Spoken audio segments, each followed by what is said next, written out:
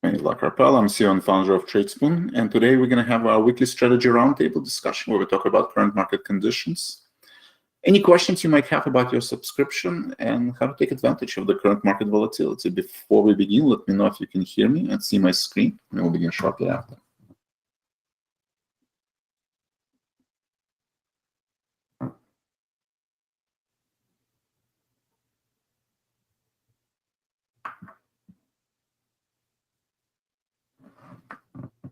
Good morning, Joseph.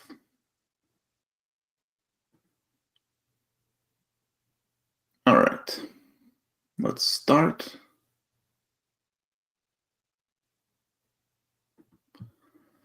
Welcome to Tradespoon. My name is Vlad Karpel. I'm CEO and founder of Tradespoon, and today we're going to have our weekly strategy roundtable discussion where we talk about current market conditions, any questions you might have about your subscription, and how to take advantage of the current market volatility. For those of you who are new, welcome. This is my brief bio as Executive Vice President, Head of Technology at Options Express from its inception through 2007. Options Express was an online broker-dealer acquired by Charles Schwab.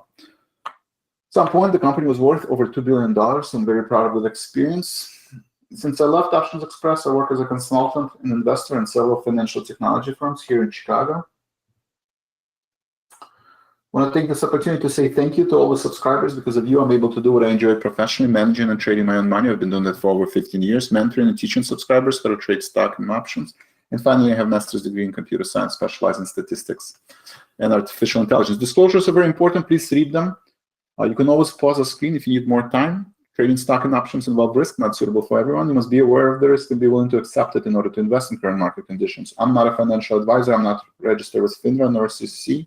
I'm showing you what I do in my own account based on my own risk tolerance level for general education information purposes only. Please consult your financial advisors prior to making any trading decisions. All right, before we get into a trading plan, let's talk about current market conditions, see if we have any questions.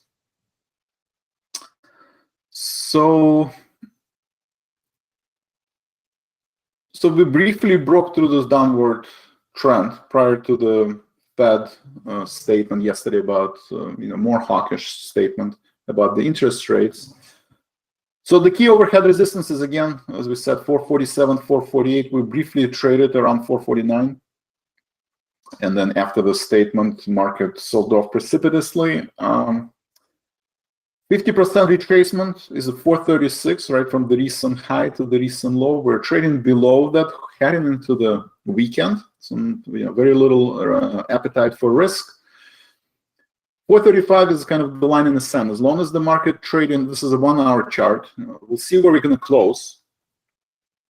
If we close below 435, then bears are in control, and that basically opens up a door to, I still think we're going to have post higher lows. We're not going to retest 416, but potentially next level of support that I see is 427, right? Get back to this downward channel, which will probably take the market around 427.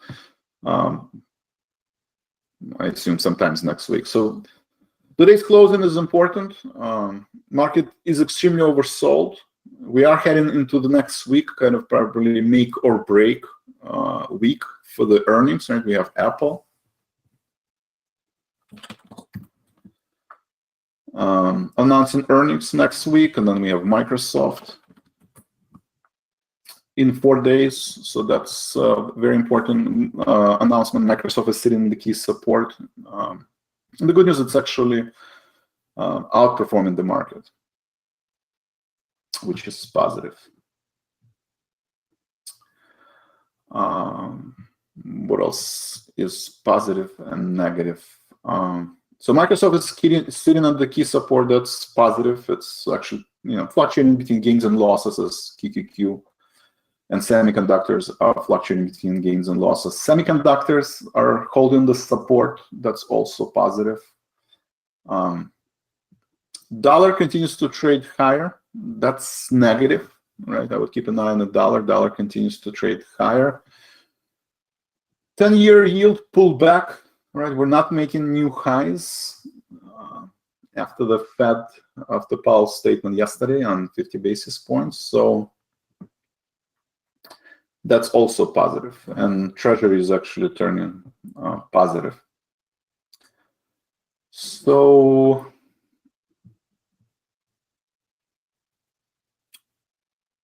we outlined basically two different scenarios, right? The core scenario was we retest the support around 435, 437, and then basically retesting 460, right? This was the core scenario. It looks like, well, we'll see. Closing is extremely important. I would wait into the closing price, but obviously I still think that we're going to post higher lows, so that we will not revisit this level.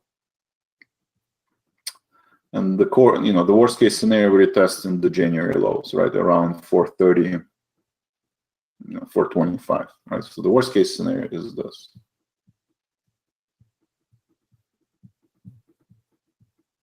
Okay, so that was the worst case scenario. Where we're kind of, undershooting. Obviously, there's always negative surprise, right? Where the market basically is not able to rally into the earnings and drop below this level. I think the main, I think that possibility exists. For now, I think the only way it would happen if the 10-year yield would continue to trade higher, right? So far, it's kind of built in the top. Right, we have 4 days where it's not heading higher, despite the Fed statement on the interest rates. So that's positive, and I would keep an eye on the dollar. Right, if the dollar continues to rally, there's really no. The next overhead resistance is basically 103, the pandemic high.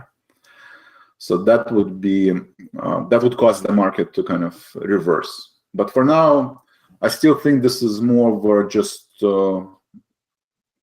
undershooting, right? Undershooting on hawkish statement from the Fed. So we'll see where we're going to close today. We'll see what the Microsoft earnings look like. And that's my view on the market, right? There are obviously still risks. And especially, if Apple, the idea that Apple and Microsoft will outperform, or will be at least in line with the estimates, and market is at extremely oversold level and should bounce back. All right. Any questions? So how do you, again, a lot of uncertainty. Market did break through this key support on QQQ 338. It looks like, the next level of support is basically retesting the lows, right? 320. So it looks like it's a pretty high probability that QQQ can retest those levels. How do you trade in when the market uncertainty arises? One is portfolio allocation, right? So I propose to have 30% of your portfolio in cash. Why do you need 30% portfolio in cash? Again, for these to repair the positions. When the market, swings, right? When the market swings too much on the right, too much on the left in terms of highs and lows, you need to have cash to repair your position, or potentially, if you believe, that we are just overshooting, then this is maybe a good opportunity to add if you have the cash, right? If you don't have cash, then you basically have to raise cash because the market can reach 320. But if you do have cash, then, I would still wait. I would look at 1-hour chart. We'll probably need at least 3 candlesticks of positive movement, but at some point you can start thinking about maybe deploying the cash, especially as we approach closer to the support level at 320, which is not that far away, about what, 4%, about 3-4% on QQQ.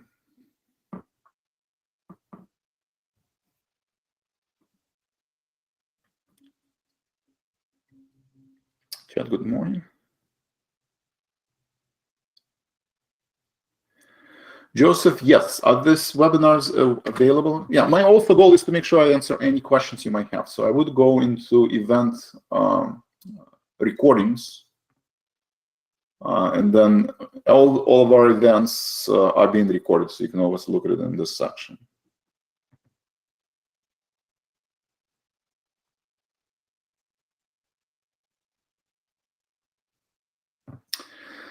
Kevin, yes. If the US dollar continues to go higher, then right, it's perceived as safe haven,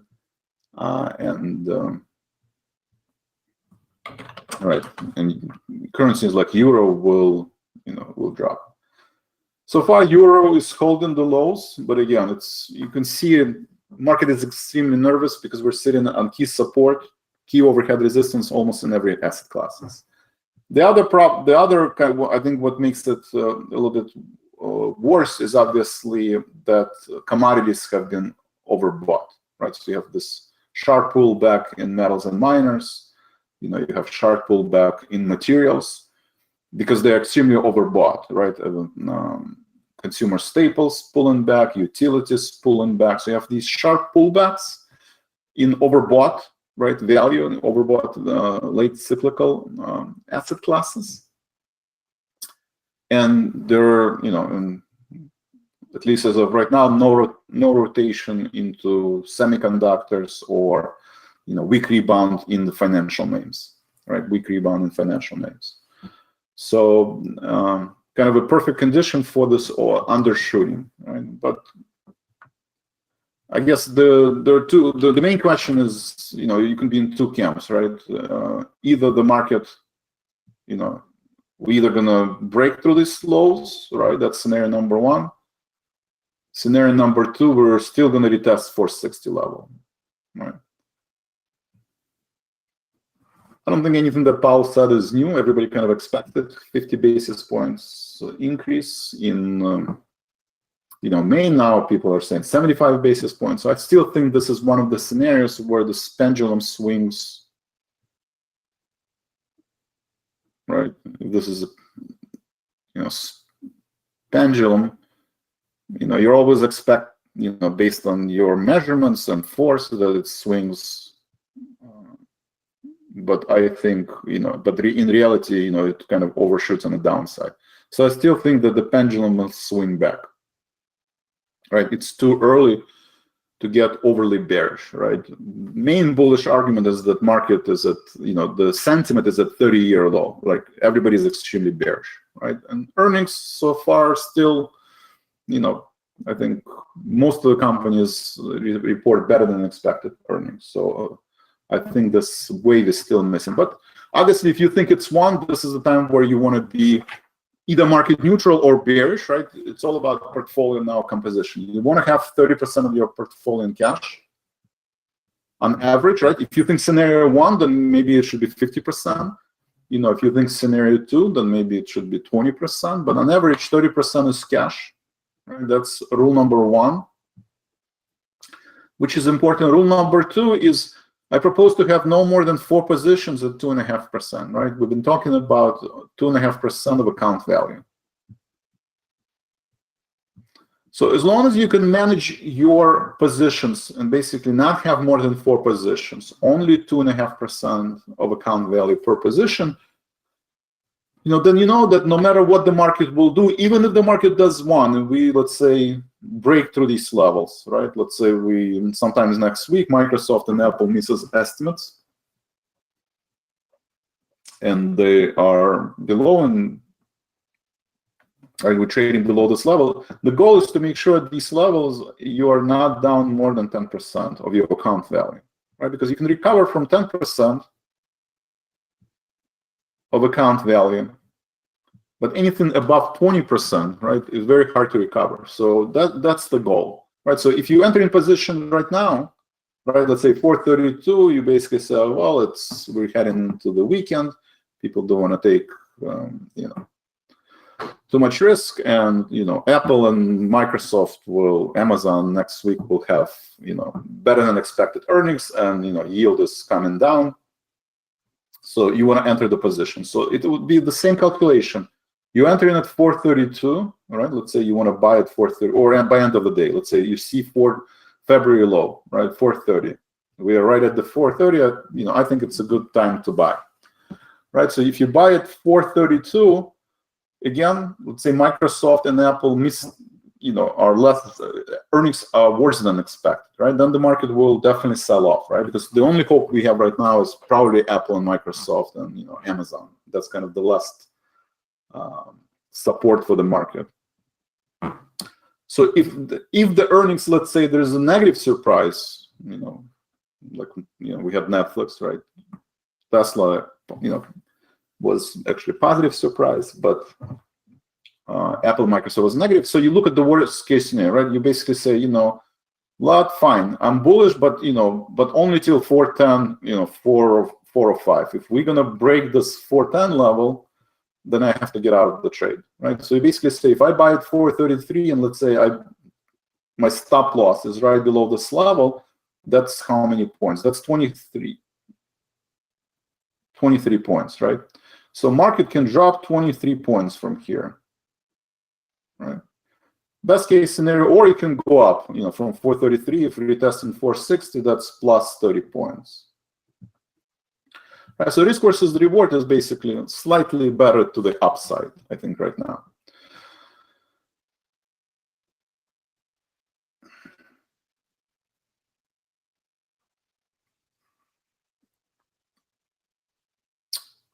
So minus 23 points. If you buy, let's say, how many shares? Now the question is, how many shares can I buy, right? So if your stop loss is 23 points, then you basically, if I buy 10 shares, and I multiply by what is my risk is 23 points, right? Then I'm risking $230 right now, right? I'm risking $230. And the same calculation I encourage you to do on any stock or option trades, right? So average account in Tradespoon is $10,000, right? So if you have $10,000 and that's your average account value, right? Then $230 out of $10,000, that's 2.5%, right? 2.3%. So as long as it's less than 2.5%, then that's okay to do. If you're not sure, right? If you're not sure where the market is going to stop, let's say, you can definitely see that 430 is the next level of support, right? We've tested this in October, didn't break. We've tested in January, briefly undershoot, but rebounded quickly. And now we're kind of testing this level again, right? But if this level doesn't hold, like it didn't hold in March, and we do drop to 410, so maybe you want to split these 23 shares, right, into half. Maybe you buy 13 shares here, right? And then if we do drop and retest 410, then you buy 10 shares here, right? And this way, you're going to be less than 2.5% down. And you basically expressing the view where you're not sure if the February low will hold. If you're sure and you're looking at 1 hour chart, you see 3 candlesticks are up, you think this is will be a good recovery, then you're more aggressive. If you're not sure, then you're less aggressive, right? And using dollar cost average, right? Dollar cost average. So this is an important calculation that I encourage you to do. And that will help you deal with uncertainty in the market, right? Because nobody can tell you with 100% certainty whether the 430 level will hold. Market is oversold, right, by any technical measurements. It should rebound based on physics, right? But the idea is that whether it's physics or statistical, just because market moves 2 sigma move, right, which only happens 4% of the time, but that doesn't mean it cannot move 3 sigma move, especially if you have this new statement from Fed. Not new, but I think it's old statement, but still people are nervous, right? So you might have 3 sigma move, right? So since you don't know how far the pendulum will swing, then the only way to protect yourself is, again, this using dollar cost average, right, if you're trading stocks. So this rule is extremely important, and I encourage everybody to follow, right? One is the cash, and second one is portfolio drawdown. And realizing that, everything moves in very high correlation, right? So we have gold and copper prices, right? They're down. You have gold miners, right? They're down. You look at the platinum, right? So palladium. So they're down. Well, in the market, in high volatility market, for energy, right? XOP. Right, in high volatility market, a lot of asset classes move in very high correlation. So if all of your 4 positions are, palladium, platinum, gold, and silver, well, they sell off in very high correlation to each other. Something to keep in mind. That's one of the mistakes, right? Materials, right? Maybe you have materials, but materials are also selling off, right? So everything that kind of was, and now actually, XLP. Why are all these, asset classes selling off kind of in high correlation to each other? Because of the market, right? There's a certain theme, inflation, war in Ukraine, high commodity prices. So certain asset classes like consumer staples, utilities, materials, energy, they will trade in high correlation to each other. So that means if all of your 4 positions are in the same theme, you are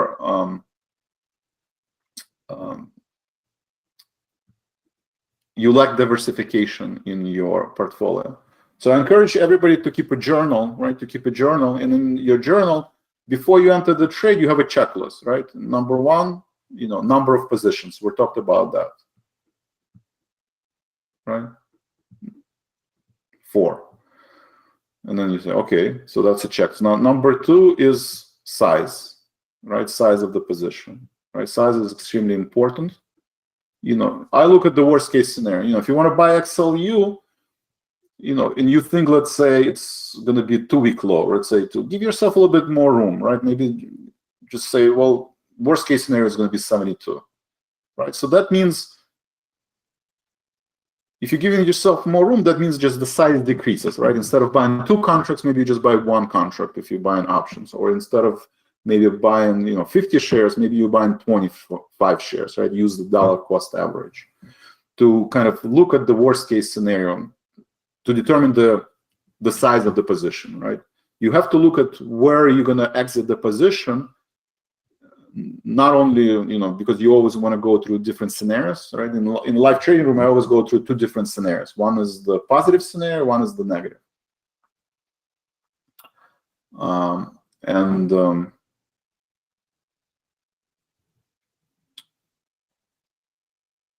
The reason you're going through the negative scenario, right? Let's say you want to buy utilities because you think it's going to rebound back. So you look at, well, it can, continue going higher. So you have a target gain, right? Let's say you have to 2%, you do 5%, or you look at the worst case scenario for determining position size, right? Most common, I think this is the most common mistake, right? Because we are wired not to look at, negative, or don't think about negative. We try to avoid, right? Our brain tries to avoid thinking about negative. And my point is that you have to look at, not negative, but you have to look at the kind of different scenarios, positive and negative, target gain and stop losses, to determine the position size, right? So that's very important, position size. Third, is this idea of concentration, right? Or diversification, right? If you buy in palladium, platinum, gold, and silver, well, guess what? Think of it as 1 position. And then this 2.5%, the size, maybe you're not, maybe you're down only 2.5% on silver, but if you also bought a gold and you also bought platinum and oil, and each of them is down 2.5%, well, now you're down 10%, because you're not diversified, the concentration, right? So that's 3. And then the 4th is, trading based on emotions, right? We all experience, hungry, angry, lonely, tired, revenge trades, where if the trade goes against you, you get emotional, you have fear of missing out or fear of future regret. So that would be another checklist that I would go through to make sure that you're not breaking any of these rules.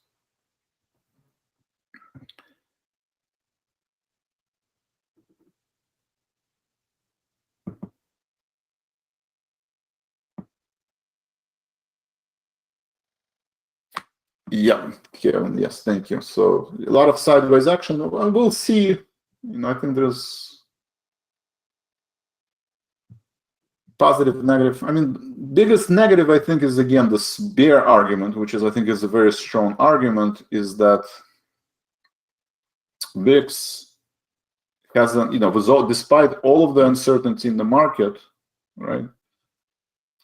The VIX in March, right, was after the Russia-Ukraine war started on February 24th, VIX didn't even break through the January high, right, when Fed first time announced, more hawkish stance on interest rates. So that's kind of the argument that we never had a capitulation, right?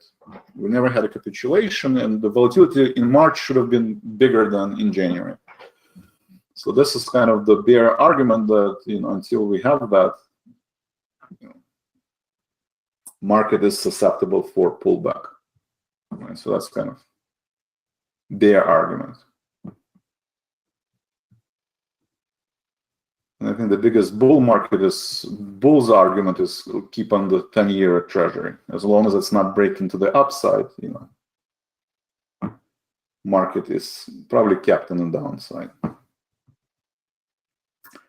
All right. Meanwhile, Spiders is getting pressured by value stocks, right? Value is underperforming today, down 1.5% because kind of a false breakout, right? We had a 52-week high. One of the reasons you have this downward pressure is because you have a false breakout in value stocks, and now they're pulling back to 50-day moving average, putting a lot of pressure. But 50-day, it's approaching 50-day moving average. Usually it's a good support. So we'll see if that support holds. All right. So let's review some of the specific examples, right, on trading. And going through that exercise, and that exercise of determining position size is the most important. So let's look at trades from today, see if you want to. So let's look at Halliburton, right? So Halliburton. So this is an example of earnings, earnings power trader or doing earnings trade. So I sold 38.5 put. I bought 36 put for 22 cents, right? 38.5 put. So first is it's a $40 stock, right? 20 cents. It's about 0.5%. So I'm trying to make basically 50 cents on the one contract, and my risk is $200, right?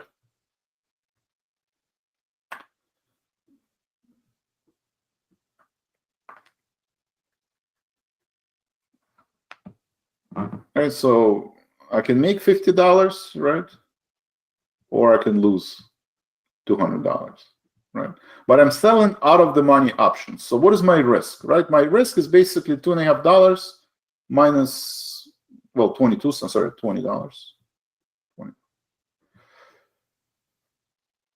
So I'm looking for basically, this is $230, right? $230.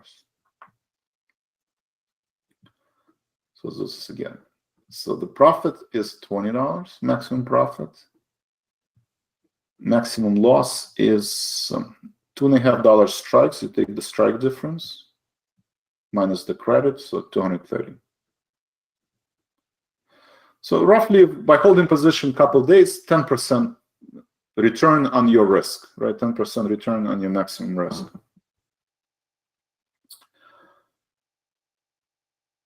Again, the average account is $10,000. Right, so I know if the trade goes against me, and let's say Halliburton undershoots, let's say by 5%. Let's look at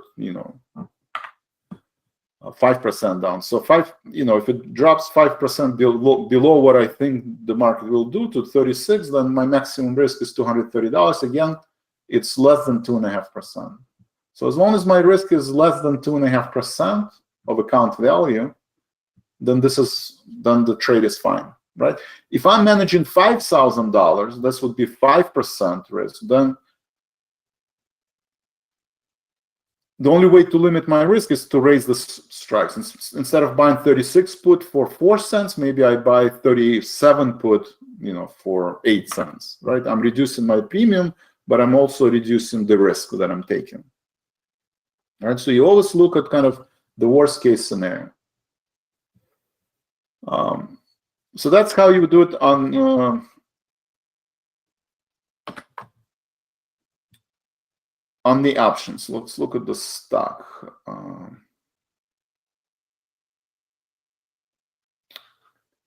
XLI, right? So let's look at XLI, stock example. All right, so I trimmed the position at 102.30. I bought at 99.07, right? So I'm buying at $99 XLI.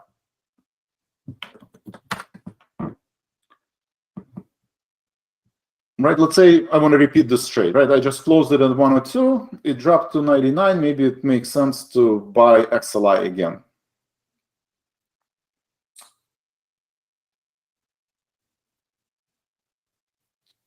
Again, potentially market can, there's two supports that I can see, I can look for, right? One is support is October lows, right? We've talked about October lows, that's the last pullback.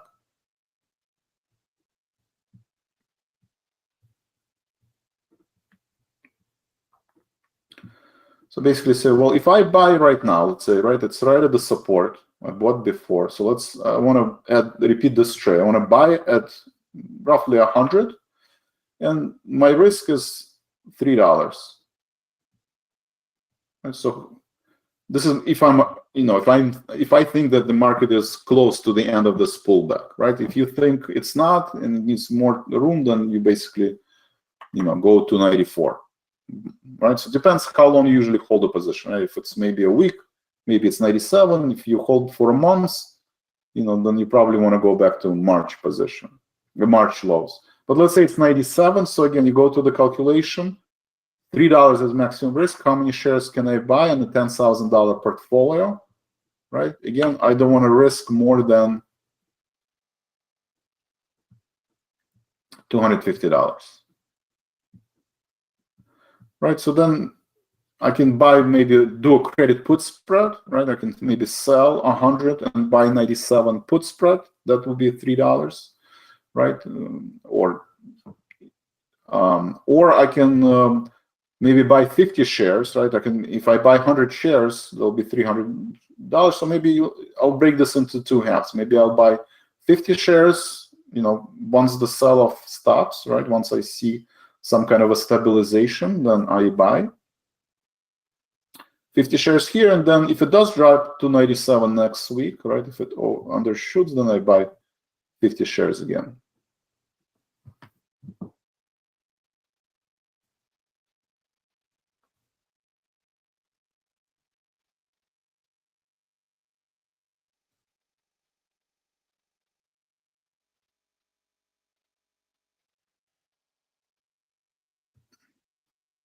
So that's how I would use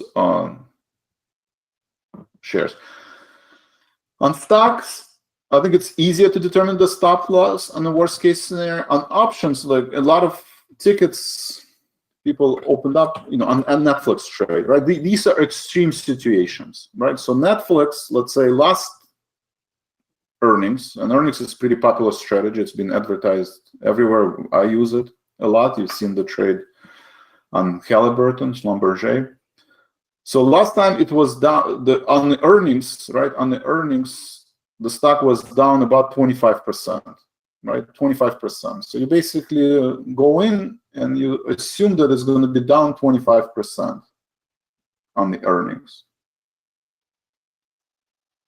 But it was down almost 35%. So how do you determine, let's rewind, right? People, you look at the Netflix, right? A lot of people, professional traders, this is not a, this is example of, again, extreme moves in the underlying asset classes where people don't anticipate. It's not 2 sigma move, it's not 3 sigma move, it's like 10 sigma move, right? So then how do you protect yourself from this?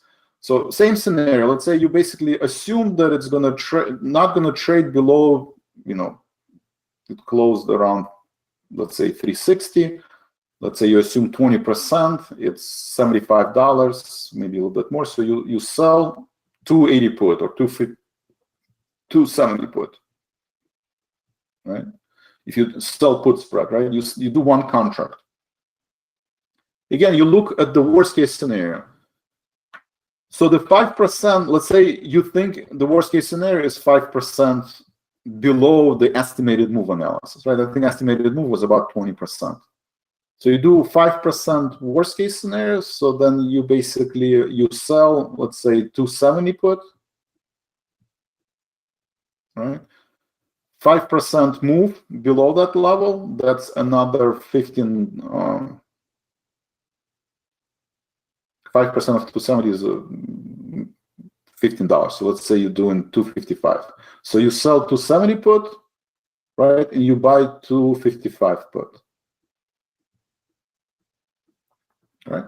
So kind of same calculation we did with Halliburton, right, which is a $40 stock, right? We did 38.5 put and 36 put, right? So the point is that Halliburton, I don't have it here, which is trading at $38. The same scenario versus the Netflix at $360.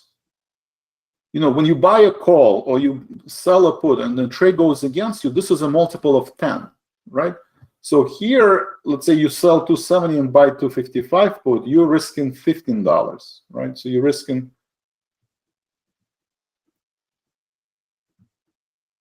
$1,500. So if you have an account with $10,000, right, and that's an average account, 1,500, that's 15%. So if one trade, you lose 15% of your account value, it's very hard to recover from this trade. What is the conclusion?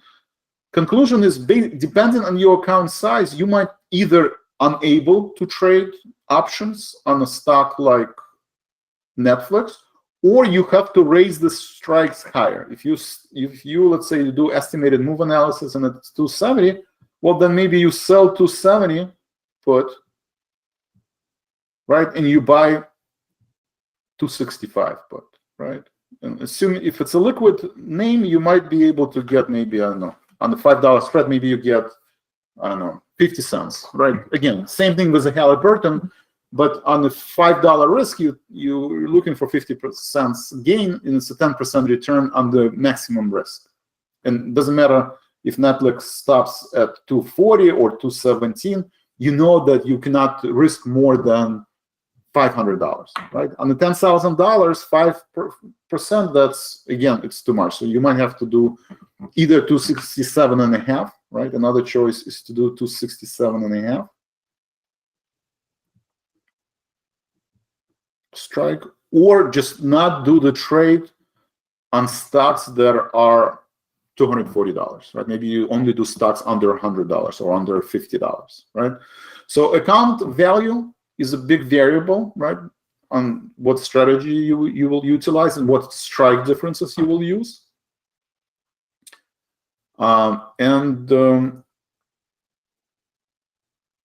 In a volatile environment, in my opinion, this is where the options can be very risky, right? Because a lot of people, promote and, everywhere we educate, including here, selling, when the market is volatile, sell the put spreads, or sell the call spreads. Obviously, you don't want to go naked on a small account because, just always think about this Netflix example. But this is where you can trade in options, you can get caught and have these outsized losses, right? Because you look at the reversion and mean, you look at the estimated move analysis, and all of a sudden the stock moves beyond of what you expect, and you're just not realizing that Halliburton trade and Schlumberger trade, they're different, right? One contract on Halliburton, the maximum you can lose is $250 if it undershoots by 5%. But if Netflix drops more than 5%, then you can lose more, right? You can lose 10% of your account portfolio.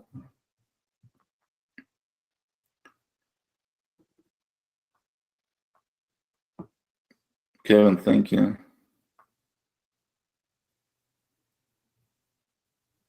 Thank you, Kevin.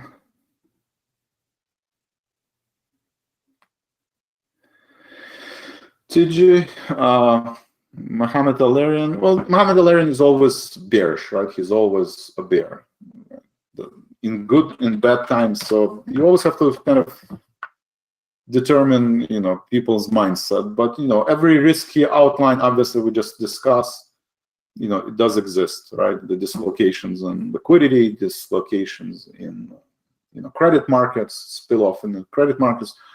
All of these are possible, right? Nobody can predict them when they're going to happen.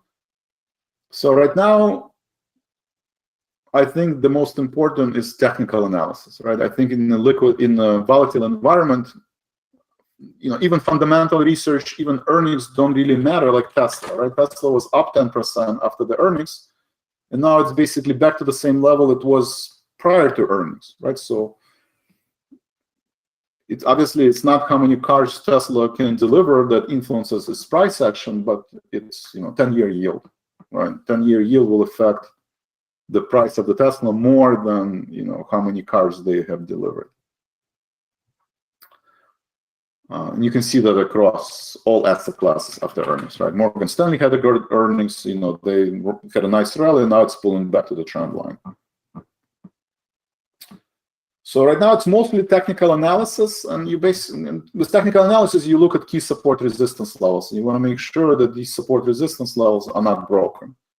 So as long as semiconductors are not broken, as long as Microsoft is, then the support should hold, right? But then you look at stocks like Nvidia, and they're breaking down, right? They're below the lows, right? They're retesting October lows, right? Like Nvidia is retesting October lows. Let's see, Arc Innovation, they're retesting March lows. So you look at these support levels, and the proper strategy is probably to wait. You want to wait right now to make sure that we're not breaking through these support levels. And once you see some sign of stabilization, then you can go long.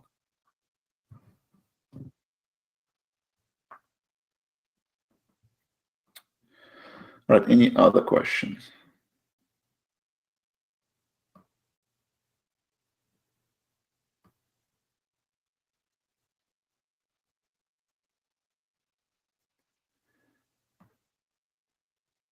Kevin, thank you. Right, the war in Ukraine. Right, the war in Ukraine is also a risk factor, right? But I think they were doing survey, which are the highest risk to the current market, right? It's still, bottom line is, obviously the war in Russia and Ukraine is a risk, but there are two camps right now. There's two thought process, right?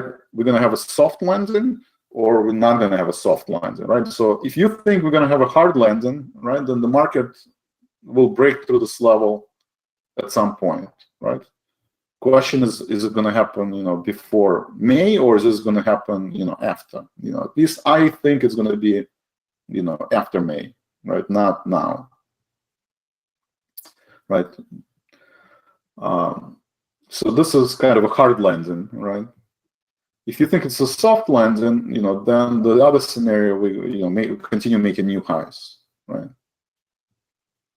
So this is soft landing, right? This is a hard landing. So this is the, everything else will follow, right? If you think we're going to have a hard landing, we're at 50% retracement between high and low, and we're trading lower, then, maybe you just wait. Maybe you just wait till it reaches, if this level will hold in May, right? If you think soft landing, we're going to continue going higher, then you use these opportunities to add.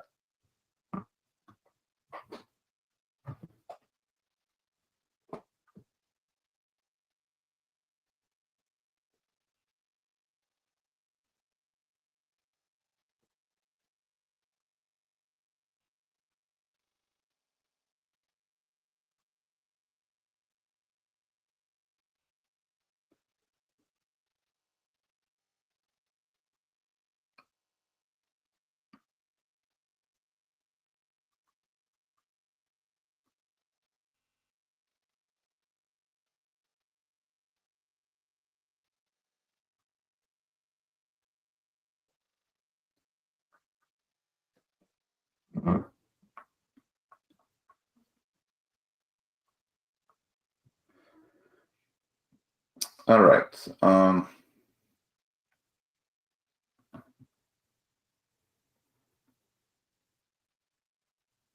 Any questions?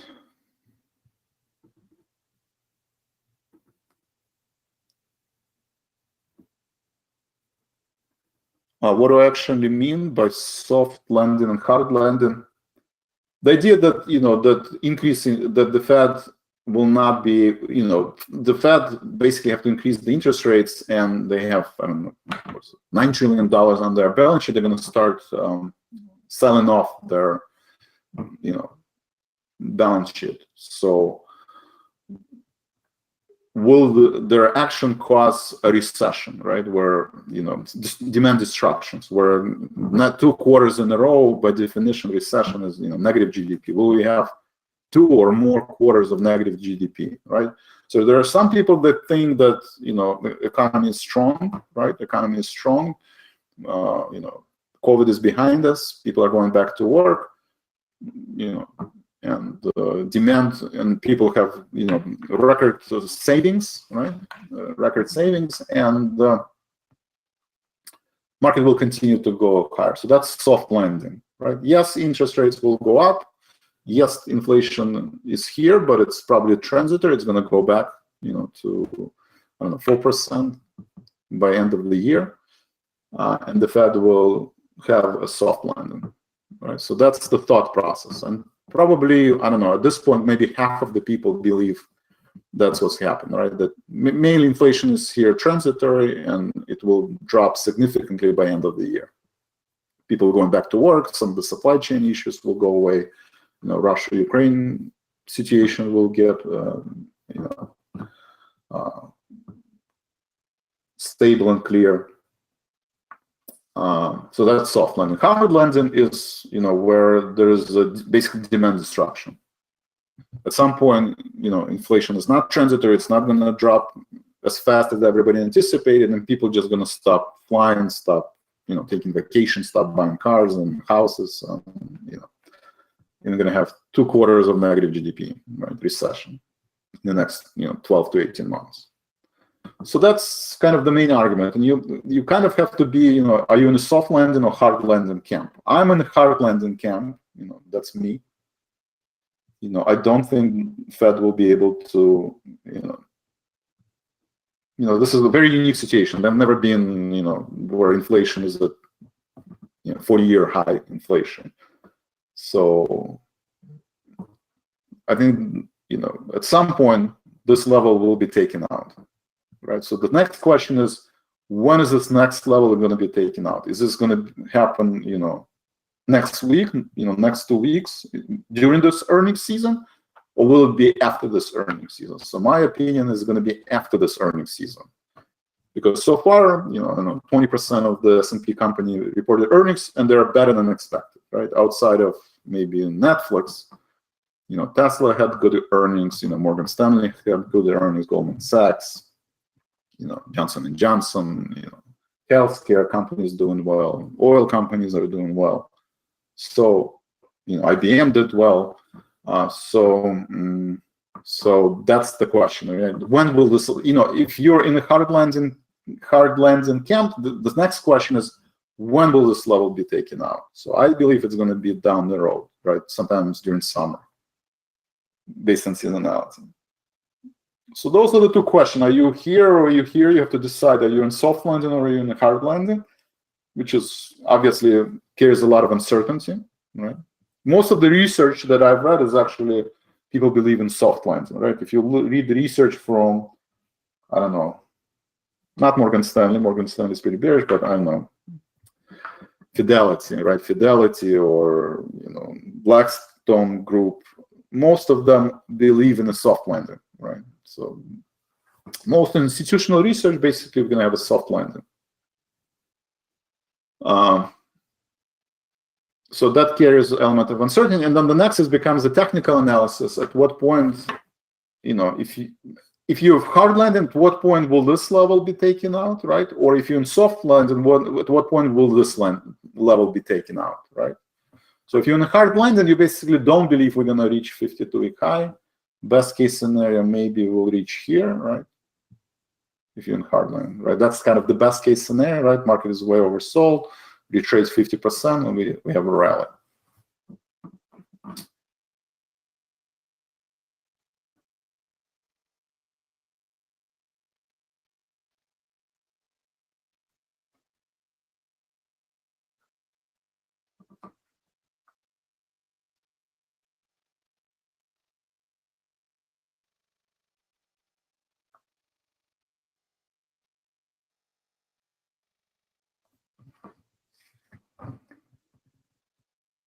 All right. Any other questions?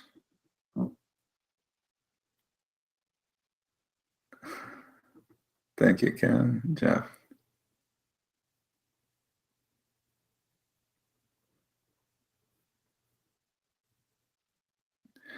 Jeff, what will cause the market to rally? I'm making an assumption again. I think earnings, well, they have to be better.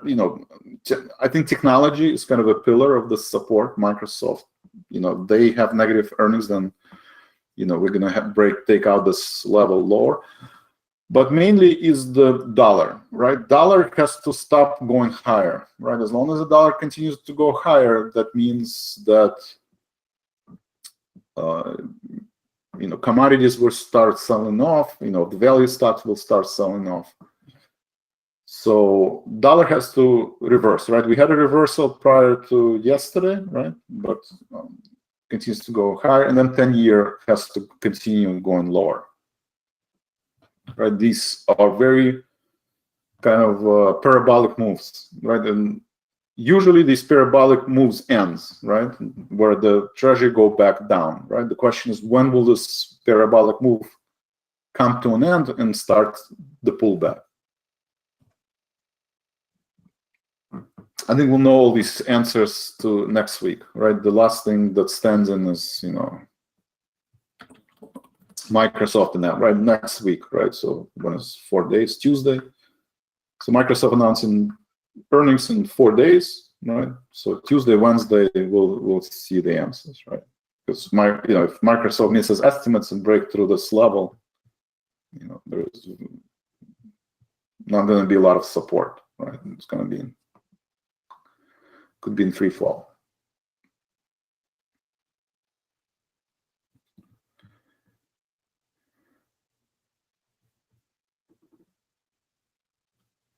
Carl Sang. SANG.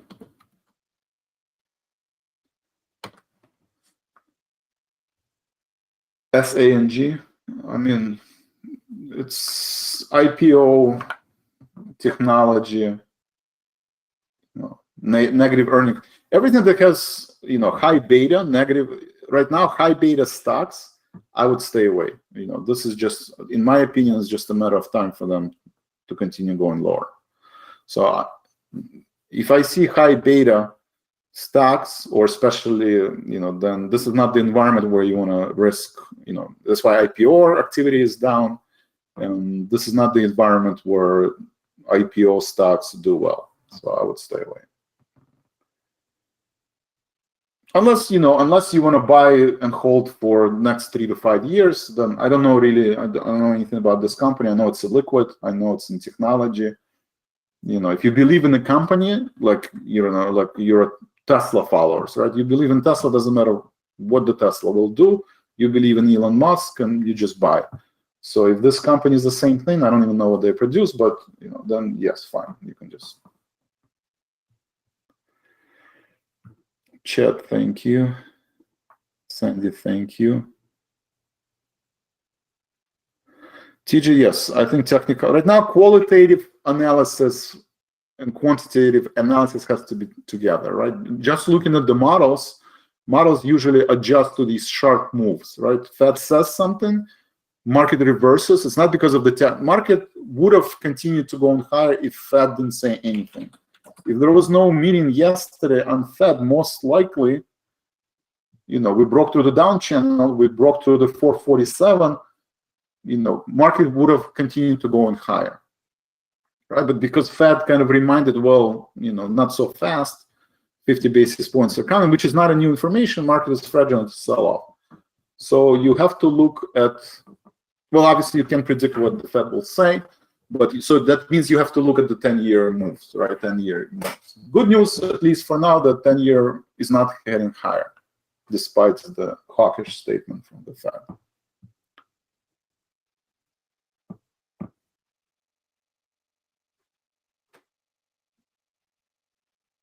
Bullish bias, Ken, I do agree, right? Big hedge funds, banks, they do have bullish bias, right?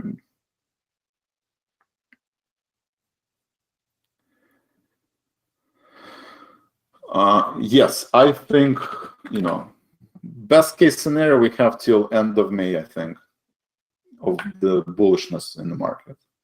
Right? The fact that we are almost end of April and we're still sitting below 50% retracement, you know, I think this is the best case scenario. We reach 460 and then sometime middle of May, I don't know, end of May, people are gonna start getting more and more bearish.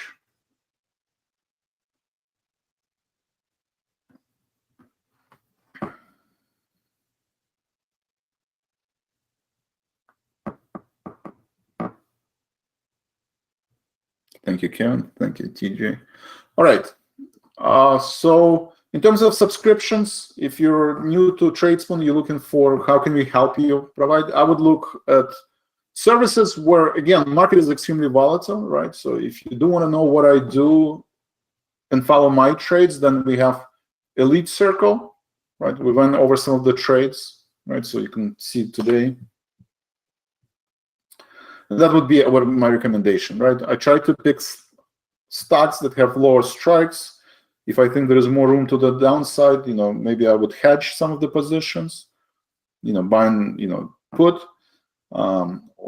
There are long-term trades like XLP, right, where you have long-term trades, option spreads. So you have different selection, right? So if you're an option trader, you can follow the option trades. If you're a stock trader, you can follow stock trades, right, like XLI. I trimmed Microsoft position. So you can follow these trades along. And every trade has a video, right? So every trade is explained. You can see the recordings, or you can participate live in the morning bell and the closing bell, or you can view the recordings, and also you get an SMS message every time in trading. In this environment, you know, you have to make decisions sometimes intraday, right? Fed makes a decision, key support level is taken out, you know, you have to make a decision, you know, about your portfolio composition. All right. That's all I have for today. Thank you very much and have a great day.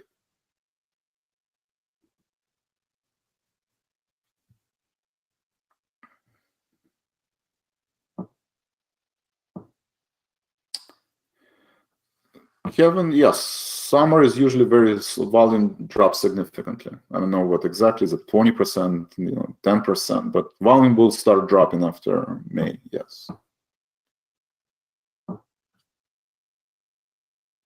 All right, thank you and have a great day.